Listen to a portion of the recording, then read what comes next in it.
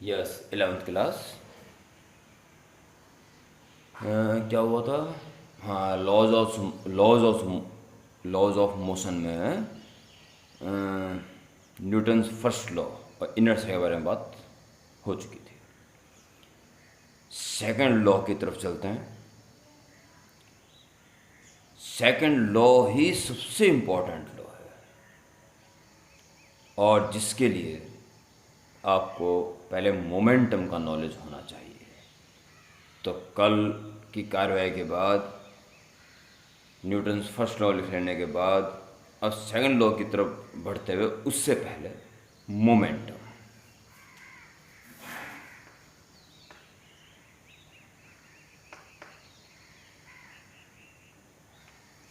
Actually linear momentum है, ये तो सिंपल मोमेंटम ही बोल देते हैं। सिंपल मोमेंटम मतलब लीनियर मोमेंटम ही है। जब रोटेशनल मोमेंटम या एंगुलर मोमेंटम आएगा तो ये समस्याएं क्लियर हो जाएंगी।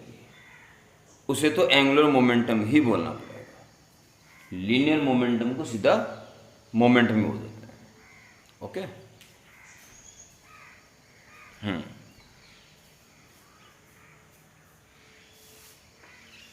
देखिए क्या है, इस फिजिकल क्वांटिटी की जरूरत क्यों पड़ी। मेरा आपसे क्वेश्चन है कि आपकी तरफ एक बहुत ही तेज स्पीड से कोई ऑब्जेक्ट आ रहा है और आपके पास पहुंचने वाला है, आप क्या करोगे?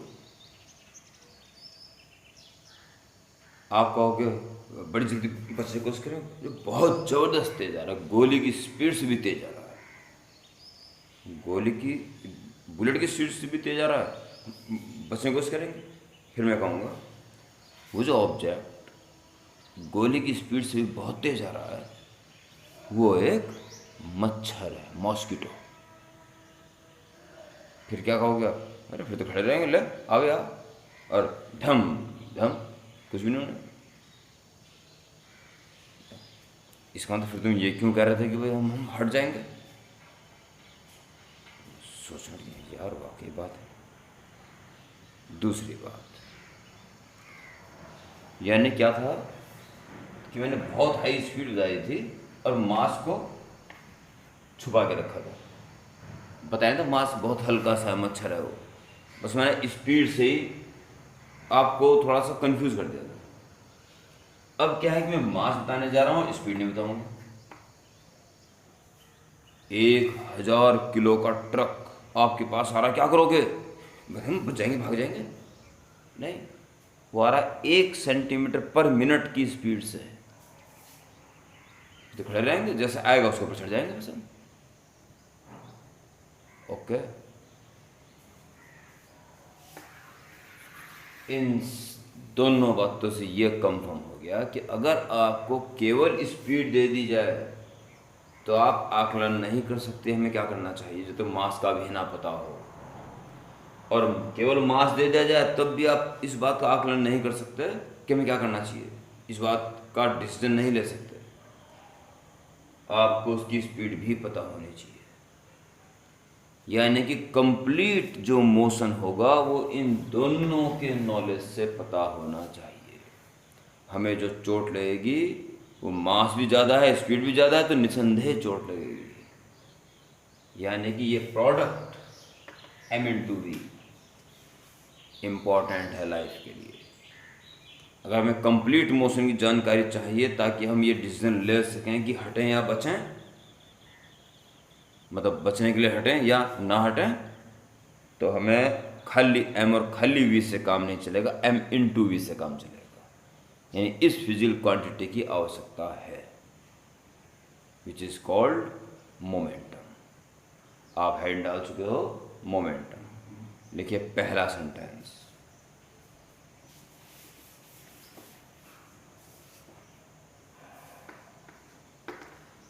लिखिए, लिखते रहना साथ साथ पॉज करके, जैसे मैं समझा रखा तुम्हें।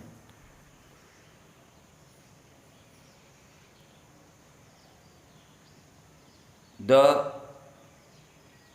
Total motion possessed by a moving body is called moment. Okay?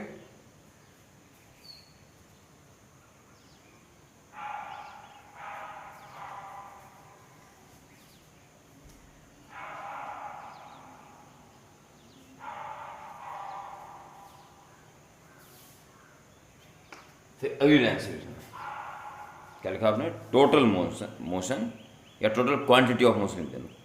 Quantity लिख दो, क्वांटिटी से कर दो उसको, रफ कॉपी में बना लो ना नोट्स पहले। The quantity of total motion possessed by a body is called momentum. अगली लाइन से,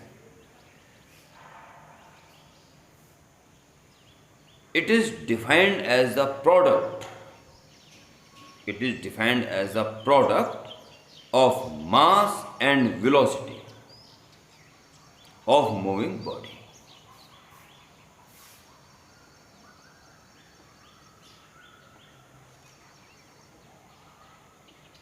और उसके नीचे क्योंकि वेलोसिटी एक वेक्टर क्वांटिटी है और स्केलर से इनटू कर देने पर उसकी डायरेक्शन चेंज नहीं होती, मैटर चेंज होता है बस। सो जो डायरेक्शन वेलोसिटी की है वही मोमेंटम की भी होगी। ओके, तो it is defined as the product of mass and velocity of moving body. और उसके नीचे फॉर्मूला लिख दिया, unit kg metre per second, dimension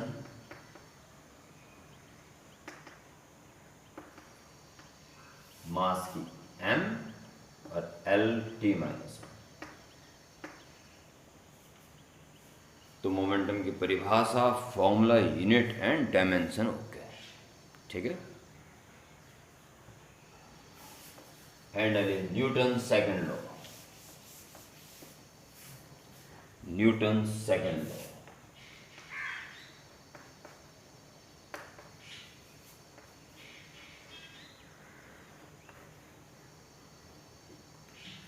या Newton second law of motion. क्या न्यूटन सेकंड लॉ से काम चल जाता है? ये first second third law motion के लिए ही होता है। इसका क्या कहना है? इसका बस यही कहना है कि किसी बॉडी पे जो नेट फोर्स काम कर रहा है, नेट फोर्स, वो इसके मोमेंटम, और लेना मोमेंटम के चेंज होने के रेट के इक्वल होता है। ठीक है। वैसे उसने पहले ये कहा directly proportional to the rate of change of momentum. ठीक है। और जो मोमेंटम में चेंज हो रहा है इसी डायरेक्शन में फोर्स की डायरेक्शन भी होगी। क्लियर? पहले स्टेटमेंट लिख दो। ठीक है। अकॉर्डिंग टू दिस, हेडिंग लिखी है, according to this law the net force acting on a body is directly proportional to the time rate of change in its momentum. ठीक है। उसको ये लिख दीजिए। उसके बाद एक कांस्टेंट लगा दीजिए,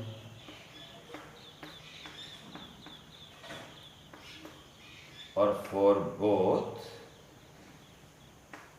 SI and CGS units K की value 1। So F is equal to dP by dt। इसको बंद। अब SI CGS यूनिट्स चलती हैं, इसके लिए आप फोर्स, नेट फोर्स, ये नेट फोर्स ही सबसे इंपॉर्टेंट कड़ी है इसमें। Net force is equal to the rate of change of momentum. ठीक है प्यारे बच्चों, इतना करने के बाद फिर आप करेंगे ऑल्सो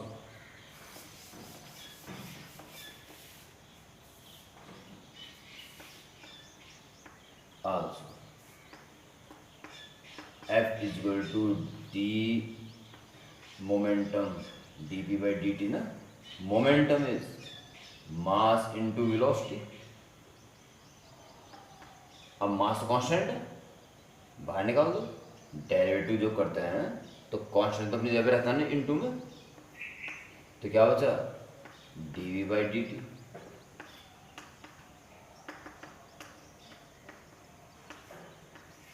जरा इसको ढंग से देख लें, what is dv by dt? Yes, the rate of change of velocity means acceleration. और F इक्वल टू m में तो शायद आपने पहले भी पढ़ा होगा, पर अब इसका व्यापक यूज होना है। मैं बिना वेक्टर के इसको लिखता हूं, आप भी नोट कर लेना इसको, यहां इससे काम खत्म हो गया। ठीक है, Newton second law, F equal to ma अगर मैं लिख रहा हूं तो एक बात मैं बड़ी जोर दे दे के बोल रहा हूं और आप शायद उसको बहुत हल्के में ले रहे हो, और आपको उसका वजन जब दिखाई देगा जब न्यूमेरिकल्स आएंगे। और न्यूटन सेकंड लॉ को पूरा करने के बाद न्यूमेरिकल्स ही शुरू हो जाते हैं, बेहद इंपॉर्टेंट। ध्यान देना, m क्या है, बहुत ही आसान है, बॉडी का मास। a क्या है, ये भी बहुत आसान है, मूविंग बॉडी में एक्सीलरेशन प्रॉब्लम। पर F क्या है, यहां गलती करते हैं बच्चे। ये जितने भी फोर्स काम करें सबका अल्टीमेट नेट फोर्स है, रिजल्टेंट फोर्स।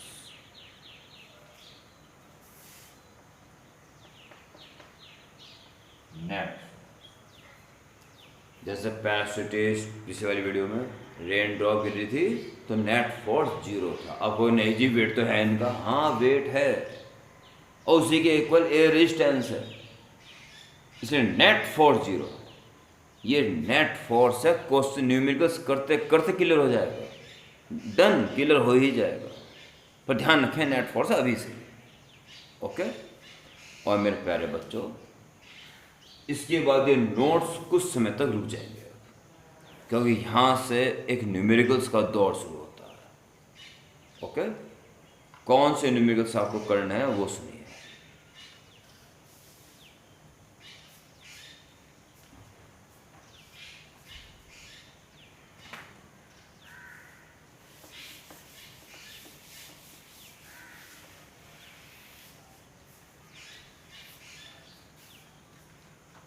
आपको न्यूमेरिकल्स करने हैं कोई स्मूथ पुली, इसके ऊपर से एक स्ट्रिंग गई और लिपट के नीचे आ गई, इधर भी एक ब्लॉक बांध दिया, इधर भी एक ब्लॉक बांध दिया, ठीक है। ये ब्लॉक अगर बराबर मास के होते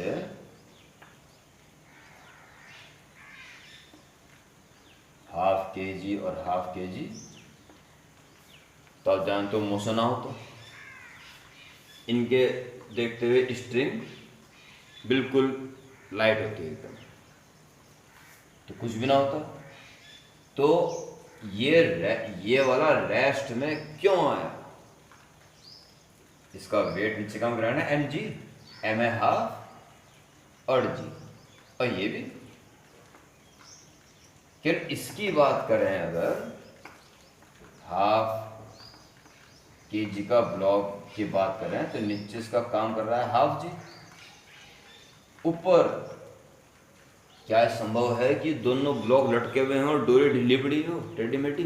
नहीं, डोरी को टाइट होना पड़ेगा तभी बैलेंस होगा, यानी कि डोरी टाइट होते ही एक टेंशन डेवलप कर देगी, ठीक। और इस पुली के ऊपर वजन पड़ रहा है, इसका डायरेक्ट कांटेक्ट नहीं है इससे, इसका कांटेक्ट तो रस्सी से ही, रस्सी खींच रही है उसको, हाँ उन वेट्स के कारण खींच रही है। इस समय इस पे सिर्फ ये दो फोर्स काम करते हैं और ये दोनों बिल्कुल इक्वल हो चुके हैं, बिल्कुल इक्वल। नेट फोर्स 0, इसलिए नो मोशन, नो एक्सीलरेशन। अगर ये 2 kg का है और ये 1 kg का है, तो आप जानते हो क्या होगा, 2 kg वाला नीचे आएगा और 1 kg वाला ऊपर जाएगा। तो इसका वेट कितना काम करेगा, 2g, और इसका 1g। और यहां से लेके यहां तक रस्सी बराबर टाइट रहेगी, जो टेंशन यहां रहेगा वो यहां रहेगा, ऊपर है। ये ब्लॉक नीचे जा रहा है, इसलिए 2g इस टेंशन से बड़ा रहा होगा तभी चलना संभव है। और इसकी बात करें तो ये ऊपर जा रहा है, फोर्स दो ही है, t और 1g। तो t जो है 1g से ज्यादा हो गया होगा, इसी कारण इसका ऊपर जाना था। इस पे नेट 2 kg वाले पे नेट फोर्स क्या लग रहा है, 2g नहीं, 2g में से t कम करना पड़ेगा, ये बचा हुआ फोर्स है उस पे, जिसकी वजह से वो नीचे जा रहा है। और इसका नेट फोर्स t ऊपर और 1g नीचे। ऊपर जा रहा है तो कौन सा स्ट्रॉन्ग रहा होगा, t। तो नेट फोर्स क्या होगा, ओनली t ना, t - 1g। बात समझ आई। मैं क्वेश्चन ही इसी को बताता हूं, ठीक है। एक क्वेश्चन लिखेंगे आप, या डायग्राम बना लो। ये काम प्रैक्टिस नोटबुक में करें, प्रैक्टिस नोटबुक में लाइन लगा दें ऐसे क्वेश्चन की।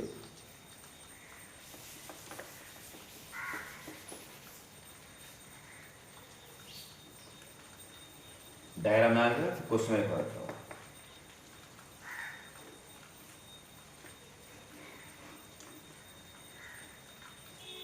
2 kg 1 kg, ठीक है। ये डायग्राम बना के लिखिए question. In given situation find tension in string and acceleration produced in both blocks. Reply कर दोबारा सुन लेना, क्वेश्चन नोट कर लेना पहले, और फिर देखिए ऐसे क्वेश्चन कैसे करते हैं। ये डायग्राम में लिख देना, जी की वैल्यू 10 ले लेनी है, 10 मीटर पर सेकेंड। वो क्वेश्चन दे देगा है। तो क्या करना है आपको, फ्रॉम F = ma, ma से ही काम करना, ये रियल लॉ है, ठीक है। For 2 kg block, 2 kg block के बारे में, 2g, 2 और g की वैल्यू 10, तो 20 हो जाएगा, 20 न्यूटन। इसका 1 × g 10 न्यूटन, टेंशन t। पहला काम यही करते हैं, बस ये नीचे जाएगा और ये ऊपर जाएगा। एक्सेलरेशन निकालना है भाई, डोरी तोड़ दो तो एक्सेलरेशन फिर जी हो जाएगा, क्या फिर तो फ्री फॉल होंगे, ओके। डोरी से बंधे हुए हैं इसलिए एक्सेलरेशन जी से डिफरेंट है।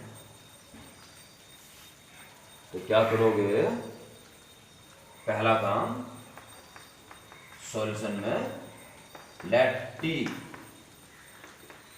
B the tension in string